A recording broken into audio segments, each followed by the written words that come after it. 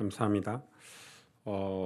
제 기억으로 설이 와서 어제 처음으로 문자를 써본 것 같아요. 예. 카톡이 안 돼가지고 처음으로 문자로 이렇게 교육자들 주고받고 이렇게 했는데 이 익숙해진 것들이 좀 사라지면 그런 좀 예전의 것들이 생각나고 또 불편한 것 같은데 또 어제 하루 평화로웠거든요. 카톡이 안 와서. 그래서 그런 많은 좀 생각이 드는 그런 하루였던 것 같습니다. 이 하나님 말씀으로 우리가 늘 새로워지려고 또 하나님 기뻐하시는 삶인 경건한 자가 되려고 우리가 애쓰는 삶에는 참 많은 고달픔이 있고 또 도전들이 있어야 되고 또 인내가 있어야 된다는 사실을 여러분 기억하시고 오늘도 하나님 말씀으로 우리가 위로를 받고 또 지혜를 얻는 그런 복된 시간 되시기를 바랍니다. 고린도후서 2장입니다. 1절에서 17절을 제가 대신 봉독해 드립니다. 내가 다시는 너희에게 근심 중에 나아가지 아니하기로 스스로 결심하였노니 내가 너희를 근심하게 한다면 내가 근심하게 한 자밖에 나를 기쁘게 할 자가 누구냐. 내가 이같이 쓴 것은 내가 갈 때 마땅히 나를 기쁘게 할 자로부터 도리어 근심을 얻을까 염려하며 또 너희 모두에 대한 나의 기쁨이 너희 모두의 기쁨인 줄 확신함이로라. 내가 마음에 큰 눌림과 걱정이 있어 많은 눈물로 너희에게 썼노니 이는 너희로 근심하게 하려 한 것이 아니요 오직 내가 너희를 향하여 넘치는 사랑이 있음을 너희에게 알게 하려 함이라. 근심하게 한 자가 있었을지라도 나를 근심하게 한 것이 아니요 어느 정도 너희 모두를 근심하게 한 것이니 어느 정도라 함은 내가 너무 지나치게 말하지 아니하려 함이라. 이러한 사람은 많은 사람에게서 벌 받는 것이 마땅하도다. 그런즉 너희는 차라리 그를 용서하고 위로할 것이니 그가 너무 많은 근심에 잠길까 두려워하노라. 그러므로 너희를 권하노니 사랑을 그들에게 나타내라. 너희가 범사에 순종하는지 그 증거를 알고자 하여 내가 이것을 너희에게 썼노라. 너희가 무슨 일에든지 누구를 용서하면 나도 그리하고 내가 만일 용서한 일이 있으면 용서한 그것은 너희를 위하여 그리스도 앞에서 한 것이니 이는 우리로 사탄에게 속지 않게 하려 함이라. 우리는 그 계책을 알지 못하는 바가 아니로라. 내가 그리스도의 복음을 위하여 드로아의 이름에 주 안에서 문이 내게 열렸으되 내가 내 형제 디도를 만나지 못하므로 내 심령이 편하지 못하여 그들을 작별하고 마게도냐로 갔노라. 항상 우리를 그리스도 안에서 이기게 하시고 우리로 말미암아 각 처에서 그리스도를 아는 냄새를 나타내시는 하나님께 감사하노라. 우리는 구원받은 자들에게나 망하는 자들에게나 하나님 앞에서 그리스도의 향기니 이 사람에게는 사망으로부터 사망에 이르는 냄새요 저 사람에게는 생명으로부터 생명에 이르는 냄새라. 누가 이 일을 감당하리요. 우리는 수많은 사람들처럼 하나님의 말씀을 혼잡하게 하지 아니하고 곧 순전함으로 하나님께 받은 것 같이 하나님 앞에서와 그리스도 안에서 말하노라. 아멘. 어, 여기서 바울이 오늘 이 2장 초반절에 얘기하는 큰 마음의 눌림이 있고 걱정이 있다. 그리고 눈물로 편지를 써서 누구를 통해서 전달했죠? 디도를 통해서 이 고린도 교회 전달했죠. 그게 이제 성경이 아니죠. 세 번째 지금 유실된 이 고린도서입니다. 그래서 세 번째 편지, 네 번째 편지 중에 세 번째 편지를 썼다는 근거를 여기서 우리 2장에서 찾고 있는 거죠. 근데 그 편지는 우리가 이제 많은 내용들을 추측하고 또 디도서나 다른 성경들을 이렇게 확인을 해서 추측을 할 바에는 이 엄중한 경고, 오늘 본문에도 나와 있죠. 이 거짓 지도자에게 속은 이 고린도 교회 성도들을 향한, 그래서 이 파벌이 생기고 교만하고 또 성적으로 타락한 이 고린도 교회 성도들을 향한 엄중한 경고, 심판의 경고가 담긴 그런 편지였습니다. 사실 바울이 고린도 교회 성도들을 두 번째 방문했을 때 이 성도들이 노골적으로 바울을 적대시했었고 바울이 그때는 이 성도들에게 긍휼을 베풀기 위해서 이 수치를 당하는 편이 낫다라고 생각을 한 것 같아요. 그래서 이 고린도 교회 성도들로부터 당한 어떤 적대감에 수치심을 느끼고 그 수치를 당하는 편이 낫다고 생각하고 이 교회를 떠나왔죠. 그리고 나서 그 오랜 시간 아마 바울은 근심하고 또 마음에 눌림이 있었던 것 같아요. 고린도 교회 성도들로 인해서. 그리고 다른 뭐 에베소 사역이라든지 다른 지역 그래서 사역을 하면서도 늘 고린도 교회 성도들을 향한 어떤 아픔, 이 괴로움 이런 거를 이 바울이 가지고 있지 않았나 이렇게 생각을 해봅니다. 어, 이 영국에서 한 자매가 저한테 이렇게 연락이 왔는데 뭐 비슷한 느낌인 것 같아요. 제가 이 오늘 고린도 전서를 후서를 설교하고 있기 때문에 이 바울의 마음들을 같이 나눴는데 우리가 내가 이 공동체에 있을 때 이 공동체에서 이 같이 웃고 울고 즐거워했지만 이 공동체가 올바른 방향으로 가지 않았을 때 또 이 공동체가 문제가 생기고 또 하나님 뜻과 하나님 기뻐하시는 공동체로 가지 않았을 때 거기에 대한 괴로움 그리고 그거에 대해서 올바른 얘기를 했을 때 그들의 비난 이런 걸 두고 이 공동체를 떠나왔던 자매가 어, 이 떠나와서 자기는 지금 신앙생활하는 게 너무 감사하고 또 바르게 사는 게 축복이고 좋은 공동체를 만난 게 감사하지만 오랜 세월 거기에서 이 머물러 있었던 그런 이 추억들 때문에 괴로워하는 그런 모습들을 많이 봤습니다. 오늘 바울도 비슷한 거죠. 자기가 개척한 이 눈물로 개척하고 주의 복음을 전해서 세운 성도들로 인해서 그런 괴로움들. 그래서 이 세 번째 편지의 내용은 이 성도들의 회개를 촉구하는 아주 바울이 오랜 시간 고민하고 고민하다가 이 성도들에게 강력한 회개 메시지, 이 심판의 말씀을 전달하는 그런 장면이었죠. 그래서 거짓 선지자에게 속은 것, 사탄이 교회 안에서 마음껏 활개치고 다닌 것, 그리고 교만하고 오만한 것들에 대한 그래 바울은 뭐라고 얘기합니까? 그래서 그거 반드시 심판이 있을 것이다. 그래서 너희가 그런 거짓 지도자들을 권징하고 치리를 해야 되고 그리고 너희가 사탄에게 너희 교회 안에서 사탄이 마음껏 활개치고 다니지 않도록 너희들이 하나님 앞에서 회개해야 될 것이다. 지금 그 이야기를 이 세 번째 편지로 쓴 거죠. 그 쓰기까지 얼마나 마음에 많은 눌림이 있었는지. 우리도 그렇잖아요. 사랑하는 사람에게 가족들에게 바른 말 하기가 되게 어렵고 정직하게 얘기해 주는 게 제일 어렵잖아요. 그런 것처럼 바울도 그런 고민들이 오늘 서신서 안에 다 담겨 있었던 것 같아요. 그래서 이 서신서를 쓸 때 이 바울의 마음은 오늘 본문에 보니까 큰 눌림과 걱정이 있었다는 거예요. 이 큰 눌림과 걱정은 좋은 거죠. 음, 우리 인생을 살아가면서 너무 가볍게만 살 수는 없어요. 고민해야 돼요. 우리 가족들을 위해서 고민해야 되고 자녀들을 위해서 고민해야 되고 걱정해야 되고 또 우리가 속해 있는 교회를 위해서도 걱정해야 되고 우리가 나라를 위해서도 걱정해야 되고 그건 당연한 거죠. 저도 마찬가지죠. 저도 솔직히 말씀드리면 제가 뭐 이 나이에 뭐 이 나이라고 하면 좀 뭐 이렇게 여러분이 그럴 수 있지만은 그래 40대 중반에 제가 학교를 지금 다시 다니는 게 버거워요. 그럼 내일 페이퍼가 2개가 있고요. 믿기십니까? 예. 다음 주에 페이퍼를 3개를 써야 돼요. 예. 다 A4 용지 10페이지 분량이에요. 예. 어제도 설교 준비하다가 페이퍼 걱정에 페이퍼를 쓸까 고민하다가 아니지 이러면서 그럼 쉽지 않아요. 그런데 제가 이 학교를 다시 다니고 이 교회 역사를 지금 제가 역사신학을 전공을 하고 있거든요. 역사신학에 관한 공부를 하고 싶은 거는 제 스스로 공부할 수 있는 능력이 안 되기 때문에 어떤 제도 속에서 공부를 해야 공부를 할 수 있으니까 강제성을 두고 그래서 학교를 다니는 거예요. 근데 그거는 제가 교회에 대한 고민이에요.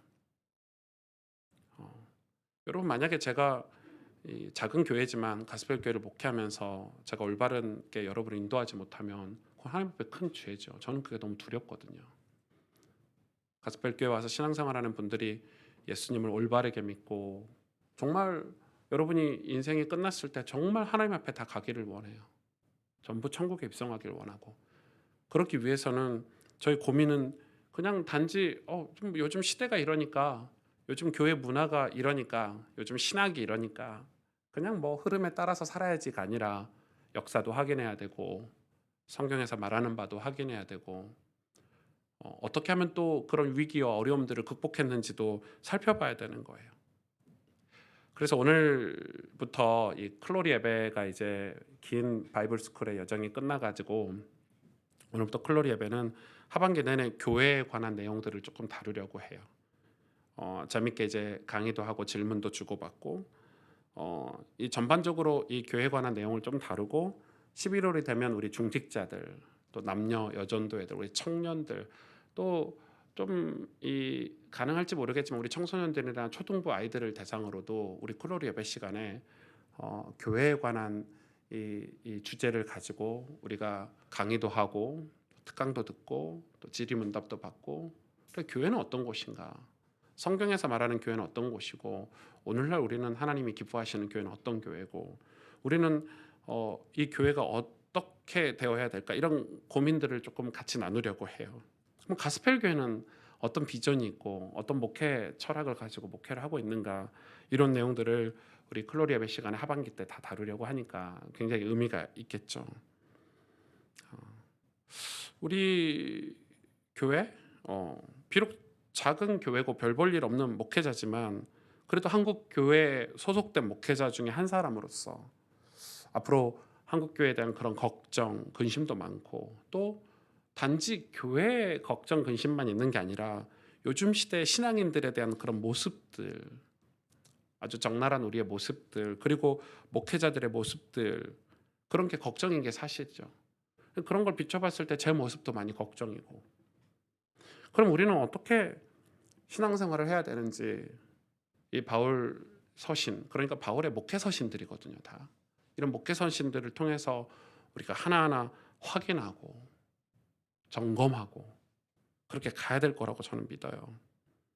이 고린도후서의 말씀은 특히나 우리에게 정말 많은 도움이 될 거예요. 그래서 이 고린도후서의 말씀이 그냥 기도 제목이다. 이번 주 강단 말씀이야. 이게 아니라 하나님께서 우리에게 주신 하나님 당신의 마음이 아닌가 그렇게 생각이 듭니다.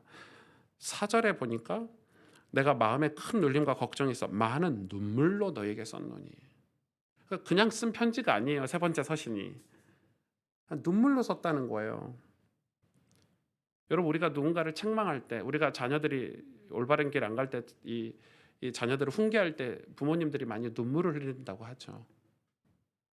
저도 저희 큰아이가 저는 뭐 저희 와이프하고 좀 다르게 뭐 다른 걸로는 아이를 혼내진 않아요.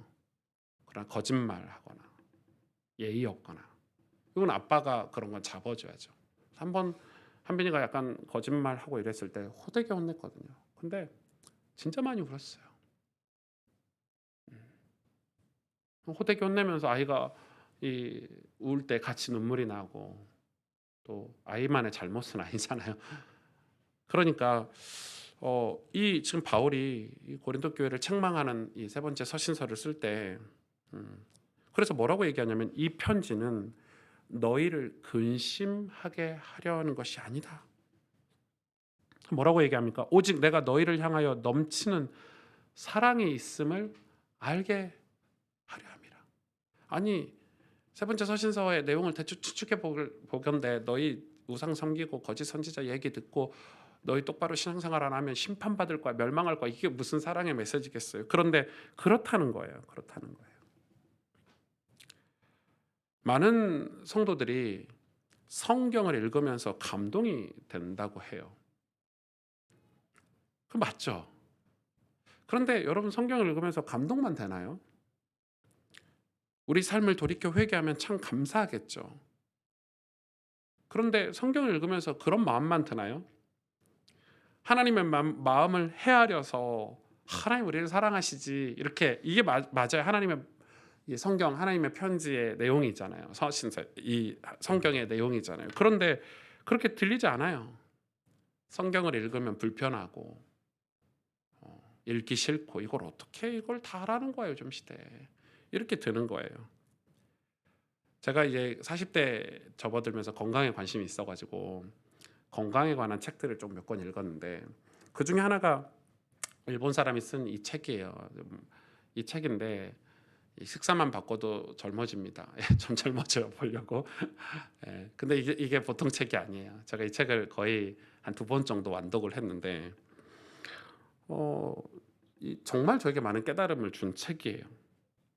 저는 음식이 없어서 못 먹는 사람이었거든요. 왜냐면 팔남매죠.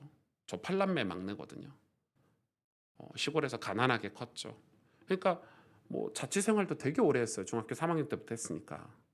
그러니까 늘 어렸을 땐 배고팠어요. 그리고 음식이 있으면 무조건 남기지 않고 많이 먹는 거. 지금 먹어서 저장해 놔야 돼. 언제 못 먹을지 모르니까. 뭐 이런 느낌으로. 군대에서도 사랑받는 것은 밥을 남기지 않아서 지금도 이제 그런 습성이 있지만, 그러다 보니까 아무거나 먹는 게 뭐 저한테는 엄청난 그런 식탐. 근데 저는 이런 책을 보면서 '아무거나 먹으면 되는 게 아니구나. 하나님이 아무거나 먹으라고 해 놓지 않으셨구나.' 그런 경계를 다, 한계, 경계를 다 만들어 놓으셨다는 사실을 알게 됐어요. 여러분, 음식이 그렇잖아요. 음. 그래서 우리가 뭐 제 후배도, 제 진짜 친한 후배도 저보다 운동도 훨씬 더 잘하고 가전 환경도 훨씬 더 좋고 뭐 좋은 환경에서 자라지만, 제 후배가 당뇨가 왔어요, 일찍. 당뇨만 오면 되는데 뭐 몸에 염증 수치도 많고 뭐 엄청 아파요. 자주 아프고. 그래서 제가 그랬어요. "너 음식 먹는 게 조금 문제가 있지 않을까?" 그래서 이제 우리가 이제 그런 대화를 하니까 다 우리 식생활이 건강하지 않아요. 그래서 어 뭐 아무리 운동을 하고 또 병원을 가서 응급처치를 받아도 늘 먹는 게 좋지 않으니까.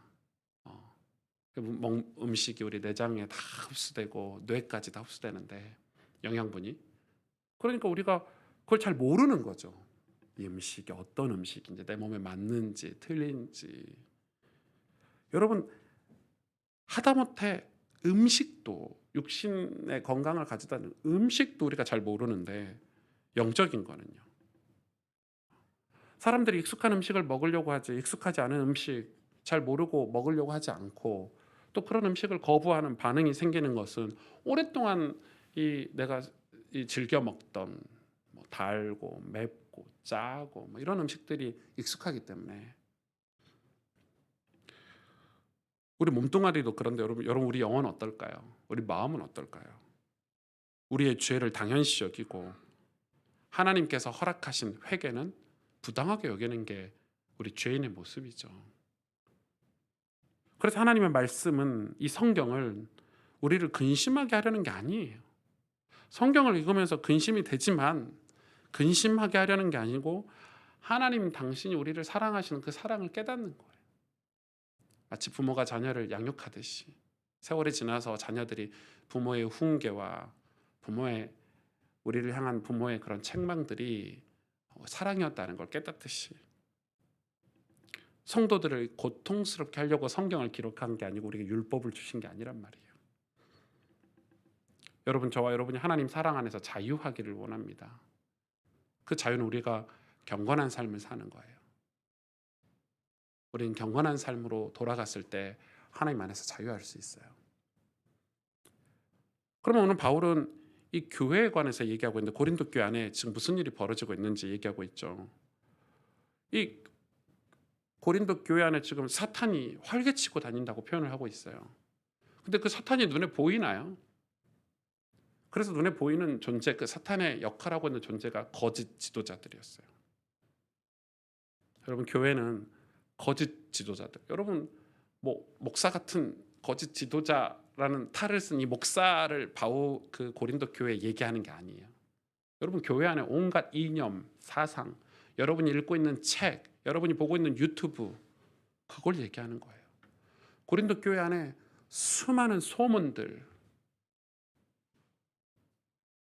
서로 다른 메시지들, 은사 받은 사람들의 이야기들, 성경으로 확인되지 않고 진리가 아닌 것들, 그런 것들을 통해서 사탄이 활개치고 다니고 있다고 저는 이야기하고 있어요.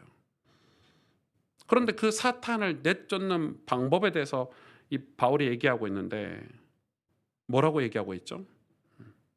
오늘 5절부터 11절에 사탄을 내쫓는 방법이 용서와 사랑과 연합이래요. 여러분, 사탄을 내쫓는 방법이 용서와 사랑과 연합인데, 이 용서와 사랑과 연합은 누가 하셨죠? 예수님이 하신 사역이죠. 우리를 용서해 주셨고, 몸소 그 용서를 실천하기 위해서 십자가에서 죽으시고 부활하신 게 주님의 사랑이고, 그리고 예수님은 우리와 연합해 주셨죠. 성령을 보내주셔서. 그게 하나님이 우리를 구원하신 방법이에요. 그래서 용서와 사랑과 연합을 통해서 사탄을 내쫓으라는 거예요. 마귀를 내쫓으라는 거예요. 언제 마귀가 떠나죠? 그런데 실제로 사도 바울이 고린도 교회에 가장 먼저 요구한 것은 거짓 지도자를 내쫓는 거였어요. 디도서에도 나오죠. 디도서에도 이단에 관해서 나오는데, 이단은 한두 번 훈계한 후에 교제하지 말고 내쫓으라고 얘기했어요. 한두 번 정도 기회를 주라는 거죠. 그리고 나서 쫓으라는 거예요. 그래서 바울이 고린도 교회에 진짜 눈물로 괴로움 속에서 쓴 내용이 뭐냐면 치리와 권징이 제대로 교회 안에 이루어지도록 요구했어요. 무슨 말이에요? 바울이 첫 번째 편지, 두 번째 편지에 이 강력한 심판에 관한 메시지, 이 치리와 권징에 관한 이 내용을 쓰지 않았어요. 근데 왜 세 번째 편지는 그걸 썼죠? 서로 사랑하라고, 진리의 말씀을 붙잡으라고 첫 번째, 두 번째 편지에 썼지만 그게 해결되지 않았어요. 그래서 바울이 눈물로 괴로움 속에서 쓴 세 번째 이 사역은 무엇이었냐면 치리와 권징이었어요. 거짓 지도자들을 내쫓으라는 거였어요. 다행히 고린도 교회가 그 일을 했죠. 여러분, 거짓 지도자들을 내쫓아야 돼요. 우리 안에 거짓 이념, 사상, 그릇된 정보들, 사단이 활개치고 사단의 이용을 당하는 사람들, 저는 이 내용이 조금 많이 이해가 되거든요. 진짜 많이 이해가 돼요. 여러분도 아마 많이 이해가 되실 거예요. 그러면 우리가 그런 거 있을 때마다 싹둑싹둑 다 잘라내야 되냐? 그 말이 아니에요. 바울이 그렇게 얘기했으면 고린도 서신 첫 번째 편지부터 그렇게 얘기를 했을 거예요. 그러나 우리 자녀들을 보호하기 위해서, 우리 공동체를 보호하기 위해서 여러 노력 끝에 우리 공동체에 악영향을 끼치는 것을 도려내는 것은 눈물로 도려내는 거예요. 그 거짓 지도자를 내쫓고 나서 고린도 교회는 거짓 지도자에게 속아서 죄 지은 자들에게 긍휼을 베풀라고 얘기해요. 그리고 그들이 다시 회개하고 그리스도를 본받을 것을 사도 바울은 요구를 했어요. 사탄이 교회 안에서 마음껏 활개치고 다니는 통로는 용서와 사랑과 연합을 파괴하는 모든 것이었죠. 용서와 사랑과 그리고 연합이 십자가의 본질인데, 여러분, 이 십자가는 하나님과 우리 사이에 존재하는 거예요. 여러분, 이 십자가는 하나님과 우리 인간 사이에 존재하는 거예요. 하나님의 용서, 하나님 우리를 향하신 당신의 사랑하신 사랑의 이신 예수 그리스도, 그리고 하나님과의 연합, 성령을 통해서 연합하는 것, 성부, 성자, 성령 하나님의 본질이 용서와 사랑과 연합인데, 우리가 그것 때문에 구원받을 수 있는 거예요. 그러니까 이 교회 안에 다시 그걸 회복하라는 거예요. 우리 시대, 저와 여러분이 하나님의 교회를 세워가고 있는 이 시대에 교회가 건물로 확고하게 비춰지고 있는 시대죠, 요즘은. 네. 그냥 뭐 성전 이러면 건물이 돼버렸잖아요. 그게 틀린 말은 아니지만 그냥 건물이 교회다라고 확고하게 이미지가 박혀버린 시대를 저와 여러분이 살고 있어요. 그런데 교회는 그게 아니죠. 예수 그리스도의 십자가의 그 용서, 사랑, 그리고 연합된 저와 여러분이 교회라는 사실을 잊어서는 안 되는 거예요. 만일 저와 여러분이 그 십자가로 은혜를 받고 있다면 우리 모두는 진리를 지키기 위해 권징과 치리가 우리 안에 있어야 되고, 여러분 죄를 내쫓으시길 바랍니다. 여러분을 유혹하고 미혹하는 모든 여러분 삶을 악하게 하는 죄에서 돌이키셔야 돼요. 그리고 우리는 그로 인해서 회개한 자들은 하나님이 용서하시고 사랑하고 연합해 주신다고 약속해 주셨기 때문에 그게 우리 공동체 안에도 있어야 되는 거예요. 여러분, 회개하고 주께 돌아온 자들을 우리는 용서하고 사랑하고 그들과 연합해야 되는 거예요.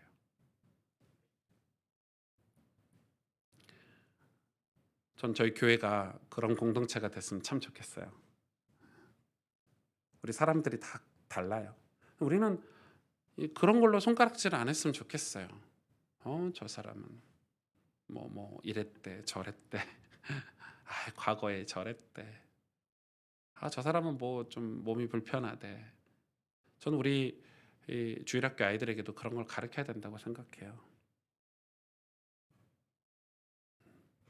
그러나 우리를 하나님에게서 멀어지게 하고 그 사랑과 용서의 삶에서 멀어지게 하고 교만하고 오만하게 만들며 비난하게 만들고 파당을 짓게 만드는 그런 거짓 조자들은 권징하고 치리할 수 있어야 돼요. 전 한국 교회가 이 권징과 치리가 없어서 문제가 있다고 생각해요.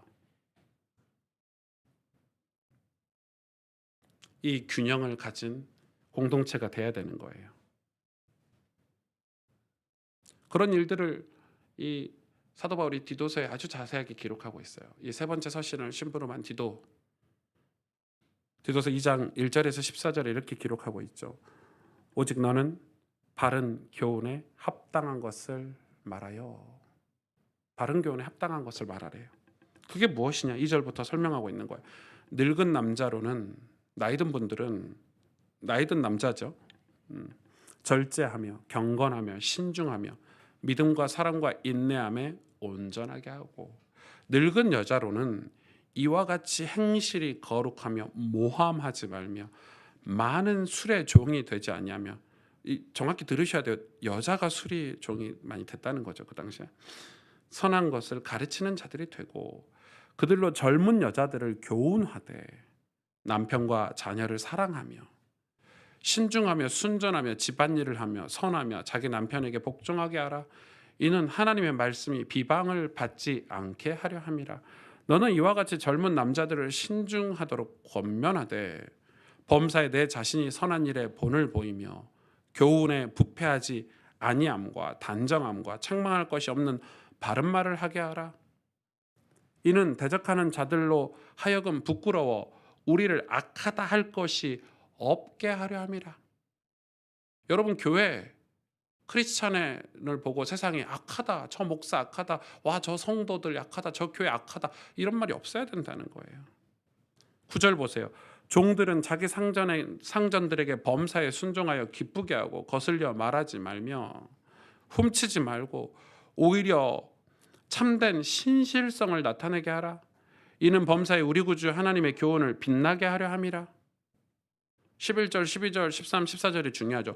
모든 사람에게 구원을 주시는 하나님의 은혜가 나타나 우리를 양육하시되 경건하지 않은 것과 이 세상 정욕을 다 버리고 신중함과 의로움과 경건함으로 이 세상에 살고 복스러운 소망과 우리의 크신 하나님 우리 구주 예수 그리스도의 영광이 나타나심을 기다리게 하셨나니 14절 그가 우리를 대신하여 자신을 주심은 모든 불법에서 우리를 속량하시고 우리를 깨끗하게 하사 선한 일을 열심히 하는 자기 백성이 되게 하려 하심이라.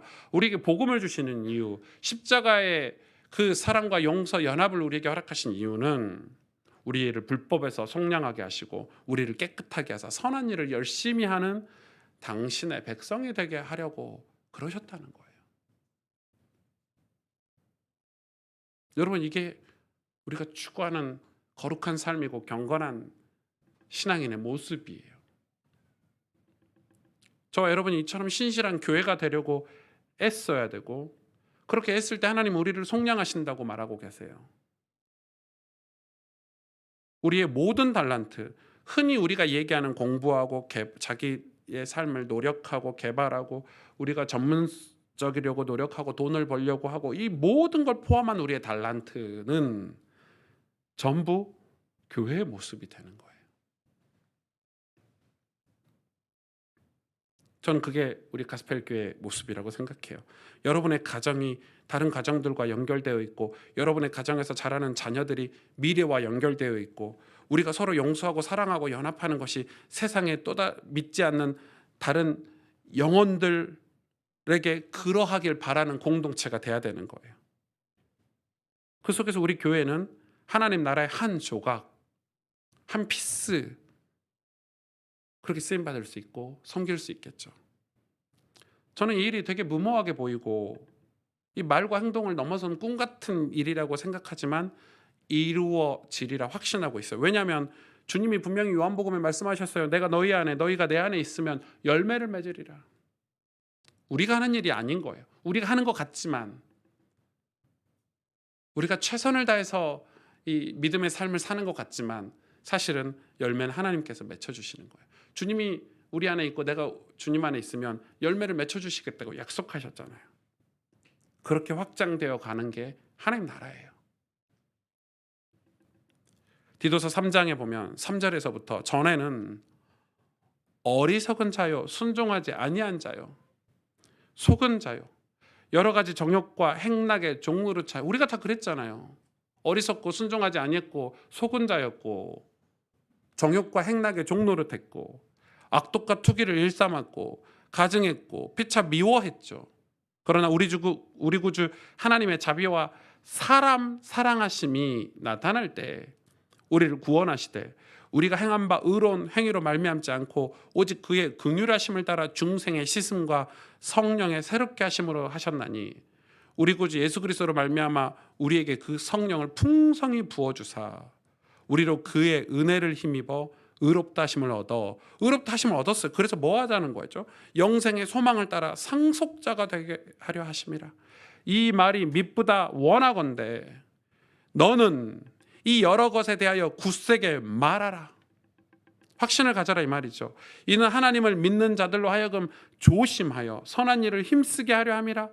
이것은 아름다우며 사람들에게 유익하니라. 그러나 어리석은 변론과 족보 이야기와 분쟁과 율법에 대한 다툼은 피하라.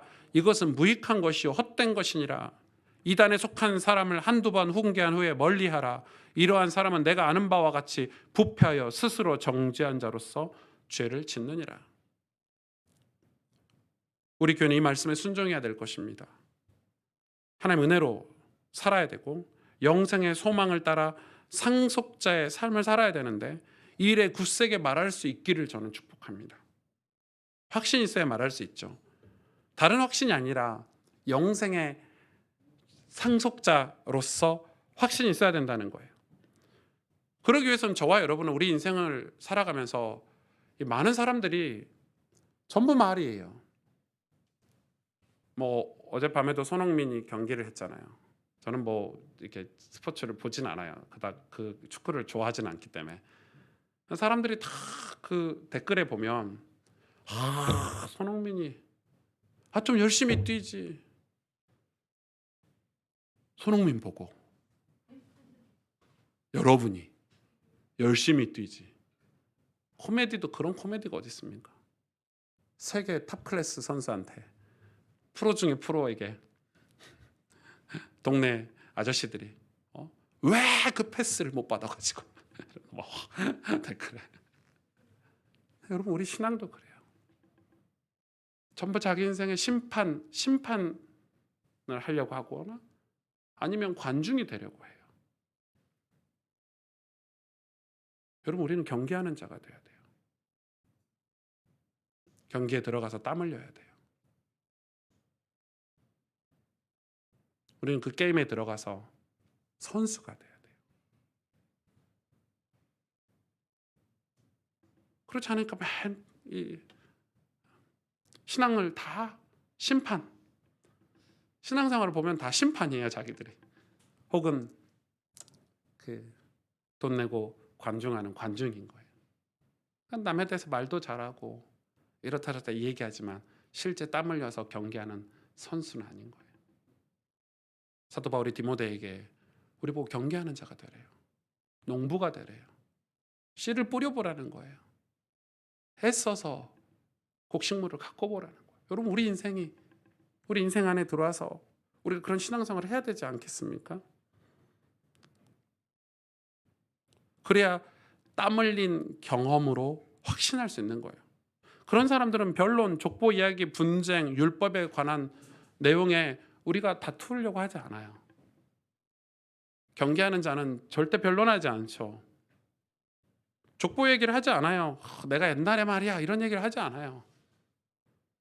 분쟁하려고 하지 않죠. 여러분 주로 이단들이 족보 얘기를 하죠.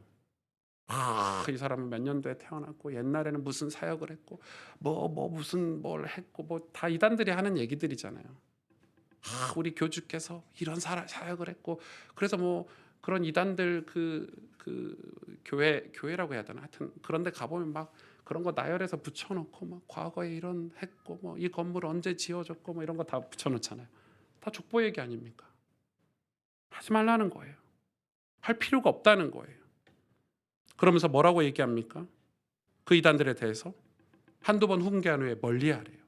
왜냐하면 그런 사람들은 내가 아는 바와 같이 부패하여 스스로 정죄한 자로서 죄를 남을 정죄한 이단이 그 남을 정죄한 걸로 죄를 짓는다는 거예요. 여러분 교회 안에 그런 분들 많아요. 다른 성도들 손가락질하는데 알고 보면 자기가 그 죄를 짓고 있어. 남을 비난하고 있는데 알고 보면 은밀하게 자기가 그 죄를 짓고 있어. 그래서 더 흥분해서 더 비난하는 사람들이 많아요. 심리학적으로 그런 사람들 많죠. 꼭 성경 안 읽는 사람들이 성경 읽어 이렇게 말한단 말이에요. 자기는 안 읽으면서 남한테는 이렇게 그렇게 신앙생활 하지 말라는 거예요.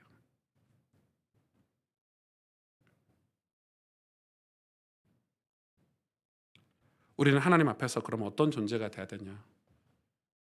그리스도의 냄새가 난다는 거예요. 이 바울이 디도를 만나지 못했죠. 세 번째 서신서 엄청 불편하게 쓴 서신서를 디도를 통해서 전달했는데 디도를 만나지 못했어요. 그러니까 얼마나 바울이 불편하겠어요. 그 편지를 써놓고 생각해 보세요.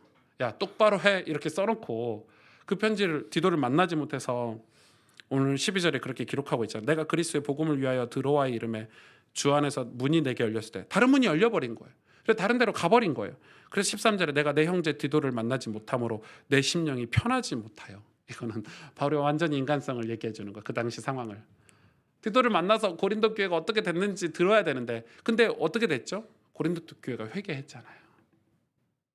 권징과 치리를 시행하고 서로 연합하고 사랑하고 용서하려고 애쓰는 고린도 교회 소식을 바울은 듣지는 못한 거예요. 그러면서 바울이 얘기하는 거예요. 뭐냐면 그렇지만 내가 위로를 얻는 거는 각처에서 그리스도의 냄새가 나는 일로 감사하다. 여기서 냄새, 향기는 헬라어로 유오디아라는 단어 그리고 오스메라는 단어 이 두 개 단어가 다 향기, 냄새 두 단어를 쓰는데 헬라어에서 이 단어는 구약 성경에서 하나님을 기쁘시게 하는 제물 소의 각을 뜨고 여러분 레이기 읽으시면 소의 각을 뜨고 양의 각을 뜨고 새의 각을 떠서 그걸 태워 가지고 하나님이 그 냄새를 맡으신다고 하잖아요. 흠양하신다고 그러잖아요. 그 향기라는 단어하고 똑같은 거예요. 그러니까 그리스도의 냄새 향기는 유오디아는 오스메는 우리가 제물이 돼서 불로 타고 나서 그 받으시는 향기 하나님이 흠양하시는 그 향기를 얘기하는 거예요. 1차적으로는 그리스도가 제물이 되어서 십자가에 죽으셔서 이 향기가 되셨죠. 하나님 기쁘게 드리는 산. 그래서 로마서 12장에 저와 여러분 보고 우리 보고 산 제물이 되래요. 제물이 되라는 말은 죽으라는 거예요. 내가 그리스도와 함께 십자가에 못 박혀 죽었나니 그리스도와 함께 죽어야 그리스도와 함께 살 수 있는 거예요. 죽어야 향기가 난대요. 죽지 않으면 무슨 향기가 나죠? 오늘 바울이 얘기하는 거예요. 16절에 이 사람에게는 사망으로부터 사망에 이르는 냄새요. 저 사람에게는 생명으로부터 생명에 이르는 냄새라. 누가 이 일을 감당하리요? 어떤 사람에게는 죽음의 냄새가 나고 죽음에 이르는 냄새가 나고 어떤 사람에게는 생명으로부터 생명에 이르는 냄새가 나는데 그건 뭐의 차이죠? 내가 예수 그리스도로 말미암아 죽었는지 죽지 않았는지 내가 하나님 앞에 산 제물이 됐는지 되지 않았는지 그 차이죠. 근데 누가 이 일을 감당할 수 있겠습니까? 17절 보세요. 우리는 수많은 사람들처럼 하나님의 말씀을 혼잡하게 하지 아니하고 밑줄 그어 놓으셔도 돼요. 곧 순전함으로 하나님께 받은 것 같이 하나님 앞에서와 그리스도 안에서 말하노라. 우리가 산 제물이 된다는 것은, 우리가 죽는 것은 하나님의 말씀을 혼잡하지 않게 받는 걸 얘기하는 거예요. 여러분, 말씀을 혼잡하게 하지 않게 받는다는 것은 그 당시 고린도 교회 많은 성도들이 거짓 지도자들, 거짓 사이비 같은 존재들의 이 말씀을 혼잡하게 해서 전해주는 것 때문에 고린도 교회에 문제가 있었다는 거죠. 그래서 하나님 말씀을 깨끗하게 혼잡하지 않게 순전함으로 하나님께 받은 것처럼, 직접 받은 것처럼 받아야 된다는 거예요. 너무너무 중요하다고 저는 생각해요. 너무너무 중요하죠. 여러분, 돌팔이 의사와 그냥 실력 좋은 의사의 차이가 그 차이잖아요. 그쵸? 돌팔이 의사들은 잘 몰라. 이 사람을 진단했는데 잘 몰라. 그냥 대충 자기 경험으로 이럴 거야 하면서 이 약을 지어주고 치료해주고, 공부를 잘하고 수많은 경험을 가진, 그리고 정직하고 진실한 의사는 정직하게 얘기해요. 당신 암에 걸렸는데 죽을 거다. 그러나 이렇게 하면은 이렇게 될 거다. 돌팔이 의사들은 그렇게 얘기하잖아. 내가 너 살릴 수 있어. 어떻게든 살려볼게. 이런 거짓말을 하는 거죠. 그리고 이 사람이 해야 될, 감당해야 될 그런 변화된 삶에 대해서 얘기하지 않아요, 돌팔이 의사들은. 왜? 관심 없거든요, 이 사람의 생명에 대해서. 그러나 진정한 의사는 충고를 하죠. 당신 그렇게 살면 안 되고, 당신 식습관을 그렇게 가져가서는 안 되고, 당신 마음을 그렇게 먹어서는 안 되고. 좋은 의사와 돌팔이 의사의 차이죠. 여러분, 우리가 그리스도의 향기가 된다는 것은, 예수 그리스도로 각처에서 냄새나는 사람이 된다는 것은, 고린도 교회도 이제는 그런 냄새나는 교회가 되라는 거예요. 그리스도의 향기가 나는 교회가 됐으면 하는 바울의 마음이 담겨 있잖아요.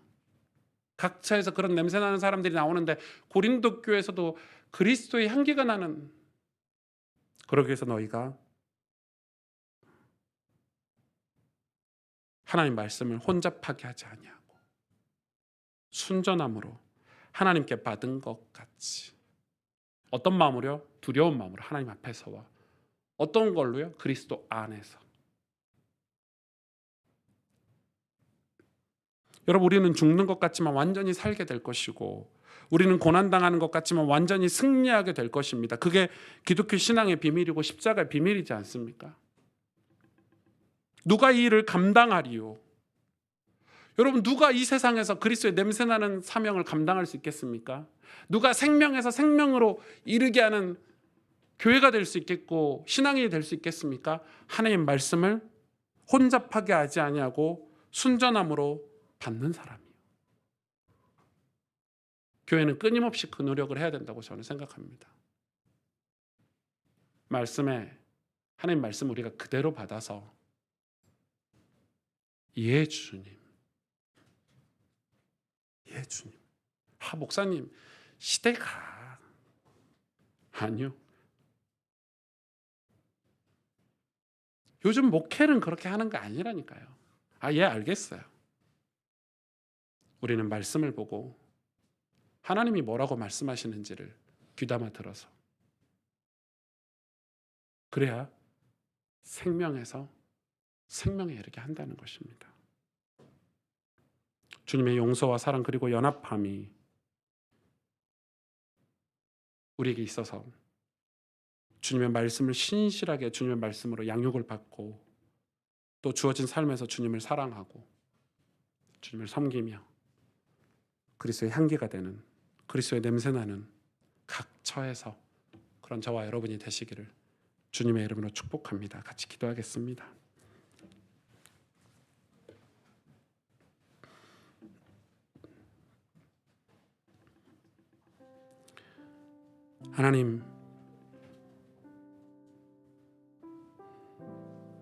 하나님이 사도 바울을 통해서 우리에게 주신 말씀들은 결코 가볍지 않습니다. 하나님,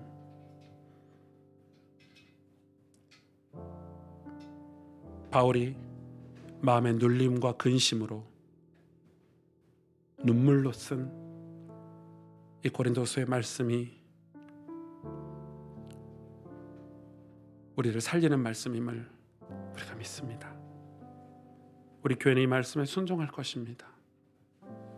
지금 이 말씀이 이해가 되지 않고 이 말씀이 괴롭지만 이 말씀으로 우리의 삶이 바뀌어져서 우리도 그리스도의 향기 나는 교회가 되길 원하고 우리도 그리스도의 냄새가 나는 하나님의 백성이 되기를 원합니다. 사망으로부터 사망에 이르는 그런 거짓 신앙이 아니라 생명으로부터 생명에 이르는 그런 하나님 예수 그리스도의 향기가 되기를 원합니다. 그러기 위해 주님, 우리가 하나님 말씀을 혼잡하게 하지 않고 순전함으로 받기를 원합니다. 하나님 앞에서, 그리스도 안에서 우리의 신앙을 신실한 신부와 같이, 순결한 신부와 같이 세워주시옵소서. 우리 오늘 말씀을 기억하면서 우리 하나님 앞에 이 결단을 가지고 함께 기도하며 나아가겠습니다. 하나님 아버지 감사합니다.